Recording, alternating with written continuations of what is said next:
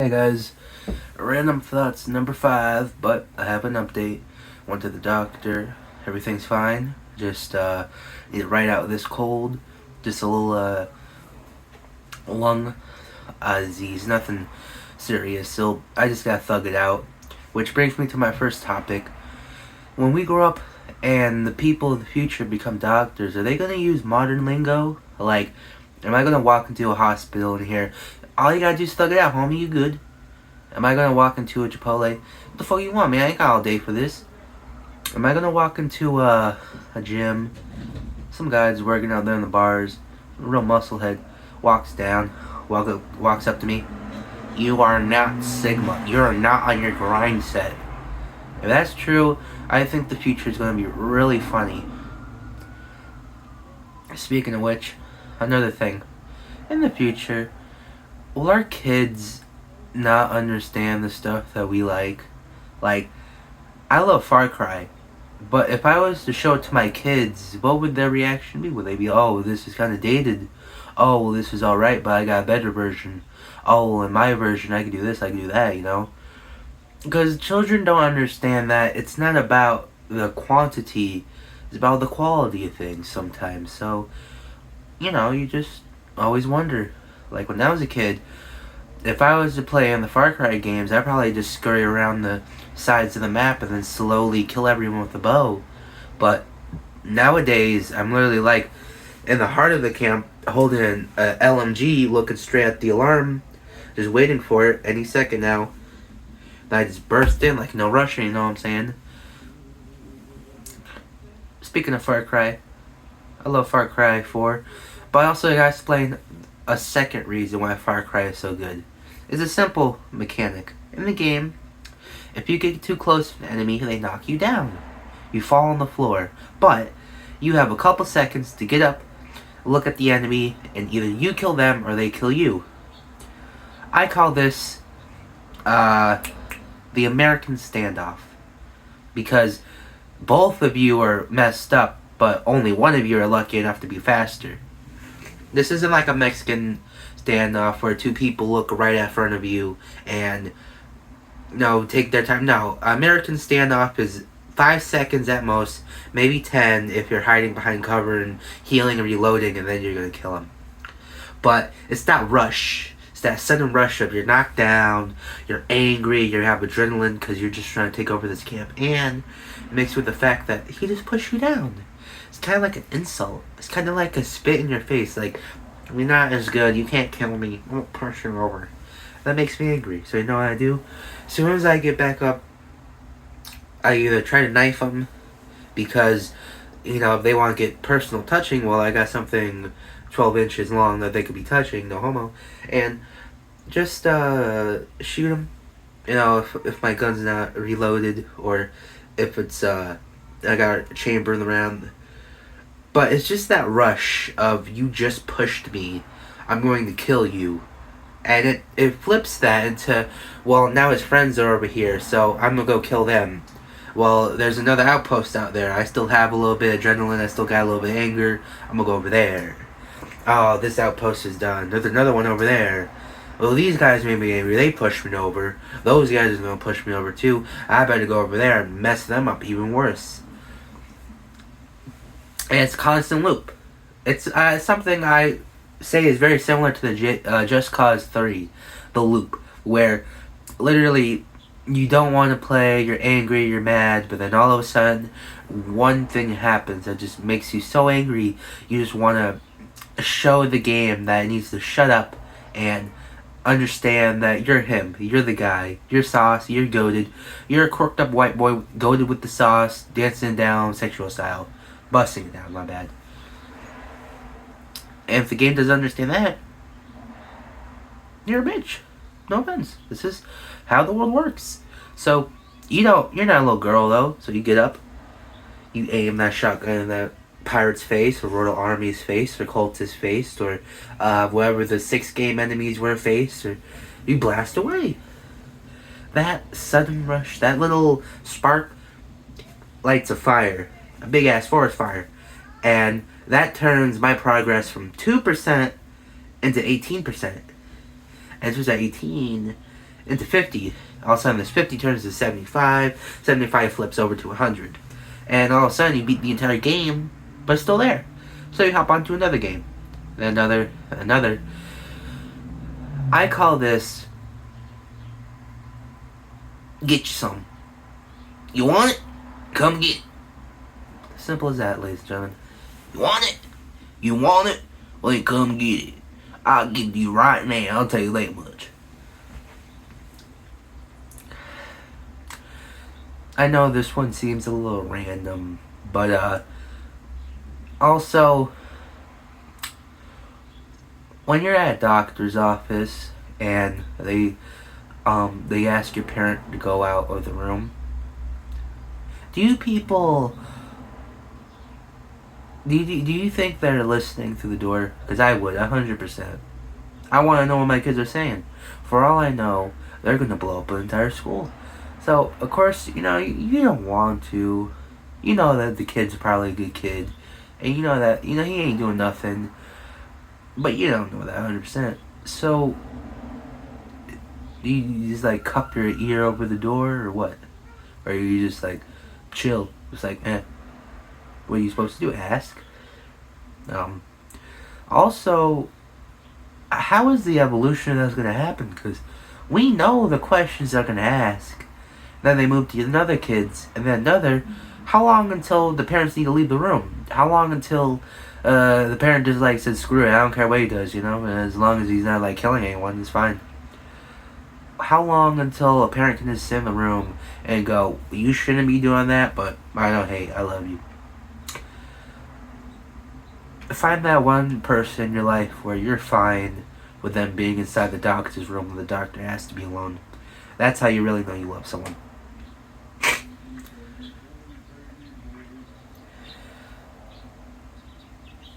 Oh, I still got a couple minutes with you guys.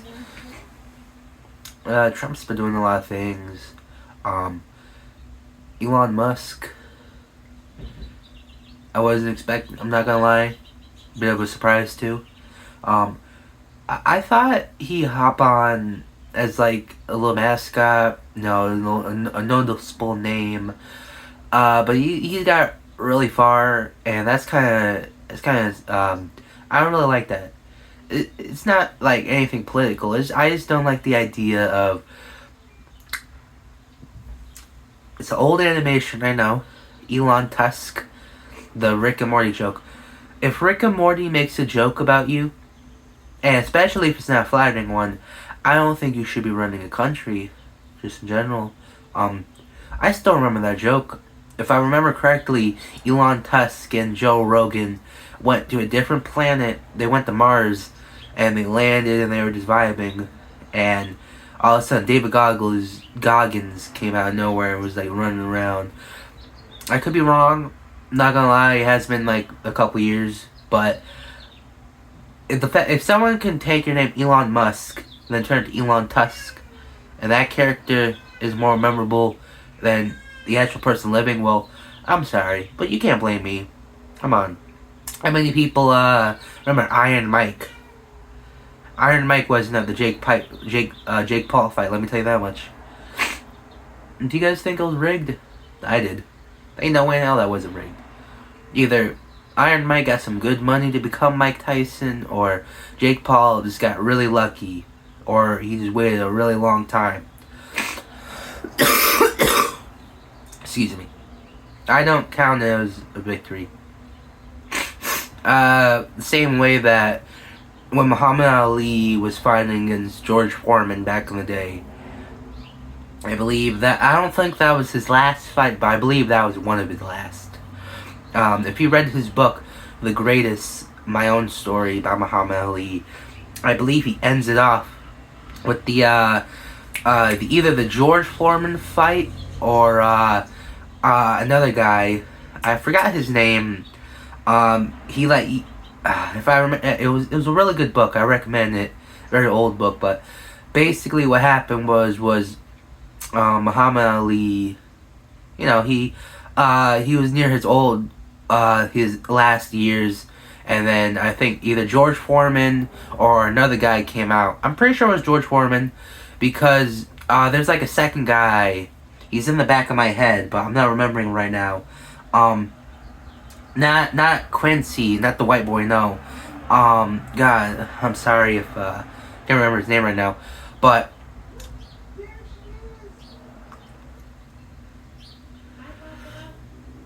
when Muhammad Ali has one of his last fights, I believe it was in Africa. The night before Rain. I think that was George Foreman. I think that was a rematch. Not sure, not 100%. But during that, the whole point was that this old head of Muhammad Ali, who uses old skills, is not as powerful versus the stronger, more competitive George Foreman, or whoever I'm thinking of. Going together head to head, Muhammad Ali won. Why? Because he was just a better boxer. Nothing against old Foreman, George, but it's because you got a powerful punch, and just because you're running through like a bull doesn't mean you can win boxing. Now, real boxing is very subjective, but to me, it's as simple as can you duck, and can you throw a punch? If a punch is coming at you, can you block it, can you dodge it, and can you punch back? That's all it means. It means that you can fight, but you can defend yourself. That's the simplest term of boxing in my eyes. To you, boxing might just be punching a guy till he's on the floor.